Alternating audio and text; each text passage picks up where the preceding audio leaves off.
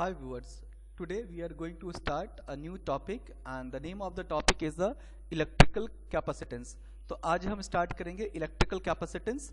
Electrical capacitance होता क्या है और इसका क्या मतलब होता है, इस चीज़ के बारे में हम आज डिस्कस करेंगे। तो सबसे पहले बात करते हैं इलेक्ट्रिकल। तो इलेक्ट्रिकल का मीनिंग जैसे ही वर्ड आता है इलेक्ट्रिकल, तो इससे समझिए सीधा they are the related to the charge. इसका मतलब ये चार्ज से रिलेटेड है। तो जब भी इलेक्ट्रिकल टर्म आएगा तो उसमें चार्ज का बहुत इंपॉर्टेंट रोल होगा और विदाउट चार्ज आप इलेक्ट्रिकल बोल ही नहीं सकते हैं। इसका मतलब है कैपेसिटेंस, इलेक्ट्रिकल कैपेसिटेंस, यानी कि कुछ ना कुछ कैपेसिटेंस की बात कर रही है जो इलेक्ट्रिकल फॉर्म में बात हो रही है, जो इलेक्ट्रिकल फॉर्म में बात हो रही है और वो किसकी, चार्ज की बात कर रहा है और कैपेसिटेंस की बात करता है। अब ये कैपेसिटेंस क्या होता है? तो कैपेसिटेंस का अगर हम डेफिनेशन पढ़ें, अगर हम सिर्फ डेफिनेशन की बात करें तो डेफिनेशन क्या कहता है कैपेसिटेंस का, late us C.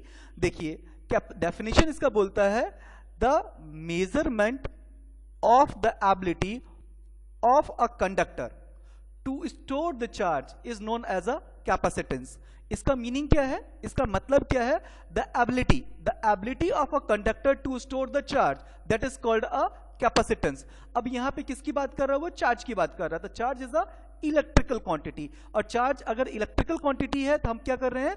The ability of a conductor to store a charge that is electrical quantity that is known as a capacitance. तो ये क्या कर रहा है? चार्ज को जो है स्टोर कर रहा है, इसकी एबिलिटी को बता रहा है, उसे हम बोलते हैं इलेक्ट्रिकल कैपेसिटेंस। तो इसको हम एक एक्टिविटी से समझते हैं। तो लेट अस से कि ये आपके पास एक बकेट है, ये बकेट का जो है मान लीजिए ये 12 लीटर का बकेट है, ये कंसीडर करते हैं ये 12 लीटर का बकेट है।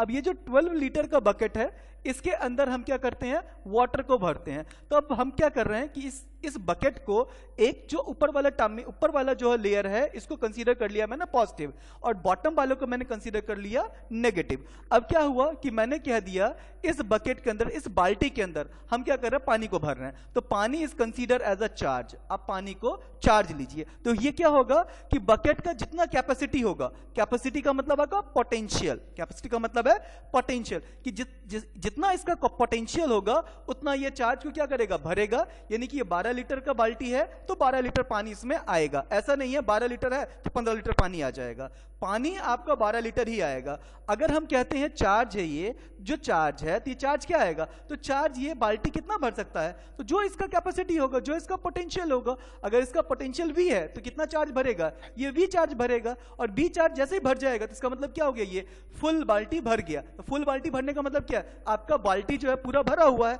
अगर इसी को आप एक स्टोरिंग मटेरियल की तरह लें तो इसमें चार्ज भरते हैं हम, इसको हम कहते हैं इसके अंदर चार्ज आएगा। अगर इसके अंदर चार्ज आएगा तो चार्ज इसके अंदर भरा जाएगा।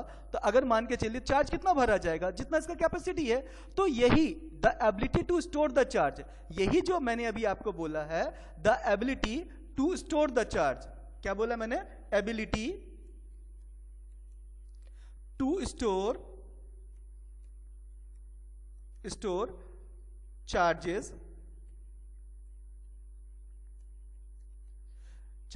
Is called capacitance. यानी कि इसकी कैपेसिटी कितनी है? तो बाल्टी की कैपेसिटी 12 लीटर है तो 12 लीटर पानी रख सकता है। इसी तरह किसी भी कैपेसिटर का उसका पोटेंशियल कितना है? तो जितना चार्ज स्टोर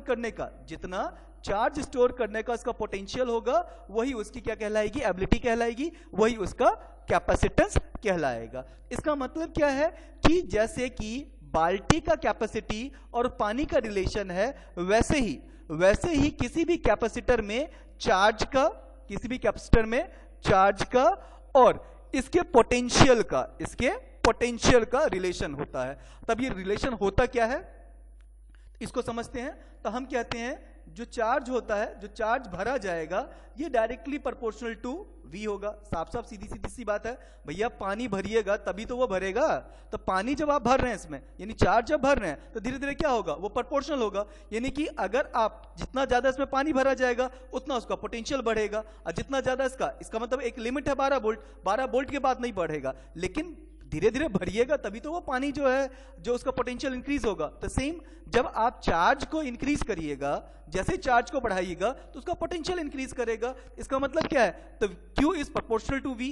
अब इस प्रोपोर्शनलिटी को हटाते हैं तो एक कांस्टेंट की रिक्वायरमेंट होती है और उस कांस्टेंट को हम C बोलते हैं, और यही C आपको बताता है कि इस बाल्टी का कितना कैपेसिटी है। यानी इस कैपेसिटर, यानी कोई भी आपने जो डिवाइस लिया है, जो भी आपने मटेरियल लिया है, जो भी आपने कंडक्टर लिया है, उसकी कैपेसिटी कितनी है, वो कितना चार्ज को स्टोर कर सकता है। इसका मतलब क्या हो जाएगा आपका? Q is equal to C into V। अब Q का ये फॉर्मूला है, तो अगर हम कैपेसिटी की बात करें तो कैपेसिटी क्या हो जाएगा? तो capacity C is equals to Q upon V। तो दिस इज अ कैपेसिटी। ये क्या करता है? किसी भी कंडक्टर की कैपेसिटी को बताता है कि ये कितना कैपेसिटी इसके अंदर है, यानी कि कितना चार्ज पर पोटेंशियल इसमें आ रहा है। This is showing a capacity. Let us see, यहां पे वही चीज मैंने लिखा है, V प्रोपोर्शनल टू V होता है। जैसे प्रोपोर्शनलिटी को हटाइएगा, कांस्टेंट की रिक्वायरमेंट होती है, जिसकी जगह पे हमने यहां पे C लिया है। C is a capacitance. C जो है आपका इलेक्ट्रिकल कैपेसिटेंस है, और C की वैल्यू की बात करें तो C क्या आ जाएगा आपका?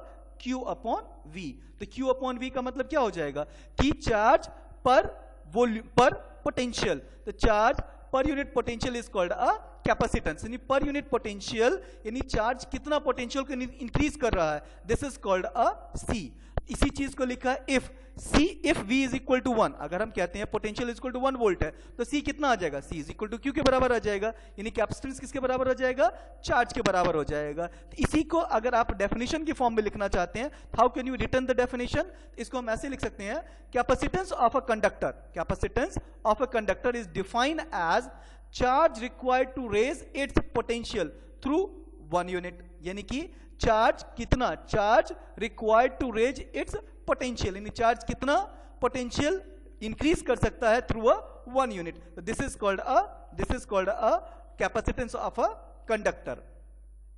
अब जो कैपेसिटेंस है, कैपेसिटेंस को हम रिप्रेजेंट कैसे करते हैं? तो कैपेसिटेंस को इस टाइप से रिप्रेजेंट किया जाता है, ठीक है। दिस इज अ, दो पैरेलल लाइंस को ड्रॉ करके, अगर आपको ऐसे हॉरिजॉन्टल लाइन अगर आप ये ड्रॉ करिएगा, this is a way by which you can represent the capacitor. यानी कैपेसिटर को, कैपेसिटेंस को रिप्रेजेंट करने के लिए ये इसका सिंबल यूज किया जाता है।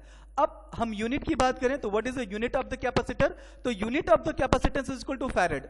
ये जो है इसका यूनिट, ये फैरेड है, और सिंबल आपको मैंने ऑलरेडी बता दिया, सिंबल ये होता है। अब फैरेड की वैल्यू कैलकुलेट कैसे करते हैं? How can you calculate the farad? तो लेट अस सी, अभी अभी आपने देखा है कि जो Q होता है वो प्रोपोर्शनल टू V है।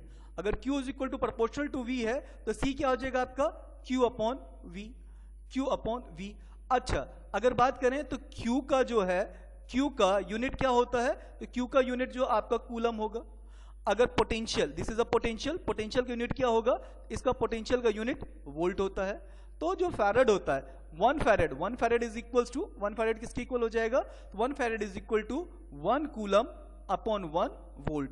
यानी कि coulomb per volt is called a 1 farad. तो coulomb per volt is called a 1 farad. तो जब भी आपको 1 फैरेड को डिफाइन करना होगा तो इट इज रिक्वायर्ड आपका coulomb per volt is called a 1 farad. तो यही चीज आपने यहां पे देखा है। तो फैरेड क्या होता है? तो capacitance is said to be 1 farad when 1 coulomb the charge raise the potential of the conductor by 1 volt. This is a 1 coulomb. This is called a 1 farad.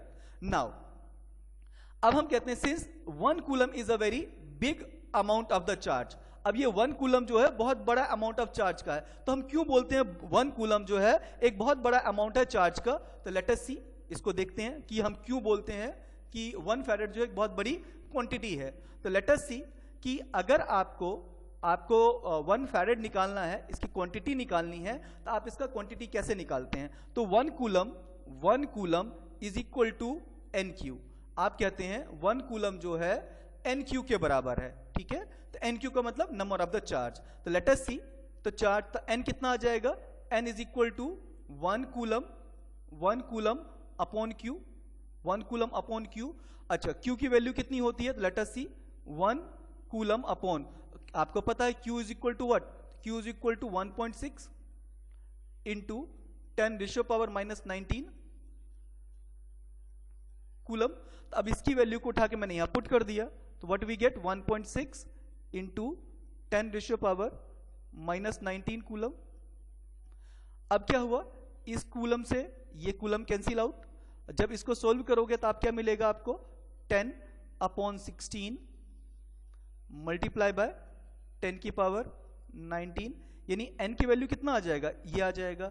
अब इसको सोल्व करो, तो ये आएगा 6.25 मल्टीप्लाई 10⁻18। इसका मीनिंग है कि 1 कूलम में कितना चार्ज है, तो 6.25 इंटू 10⁻18।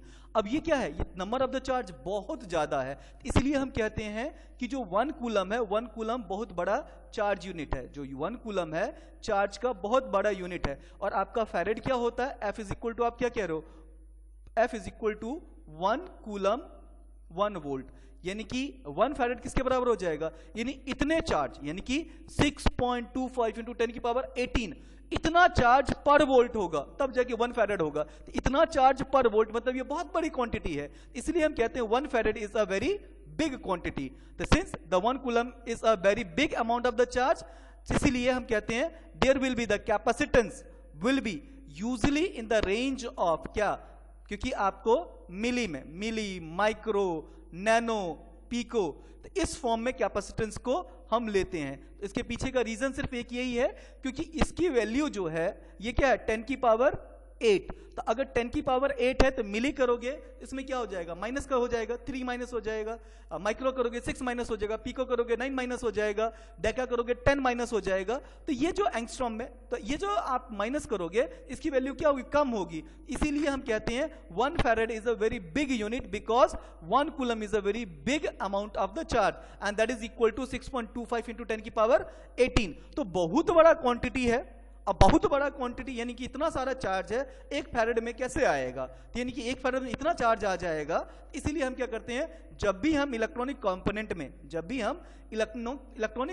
में जब हम चार्ज को यूज करते हैं, कैपेसिटर को यूज करते हैं, तो हमें less amount of the charge की रिक्वायरमेंट होती है। और जब less amount of the charge की रिक्वायरमेंट होती है तो जब उसमें लेस कर दोगे तो क्या हो जाएगा, वो उसका रेंज घट जाएगा। और घटने के बाद क्या हो जाएगा, वो या तो मिली फैरेड में होगा, या माइक्रो फैरेड में होगा, या नैनो फैरेड में होगा, या पीको फैरेड में होगा, या और कोई अदर यूनिट होगा। तो इस फॉर्म में कैपेसिटर, इलेक्ट्रिकल कैपेसिटेंस हम यूनिट की फॉर्म में लिखते हैं। लेकिन जो एसआई यूनिट की बात करें तो एसआई यूनिट इलेक्ट्रिकल कैपेसिटेंस का फैरेड होता है। तो यहां तक अगर आपको कोई डाउट है, कोई कंफ्यूजन है, तो वो आप कमेंट में कंफ्यूजन को पुट करें और उस कंफ्यूजन को है मैं दूर करने की कोशिश करूंगा। ठीक है, नेक्स्ट क्लास में आगे और डिस्कस करेंगे कि एक्चुअल में ये कंडक्टर्स चार्ज को स्टोर कैसे करते हैं। तो we will be discuss in the next class. Now I am going to end the class. Thank you so much, thanks a lot.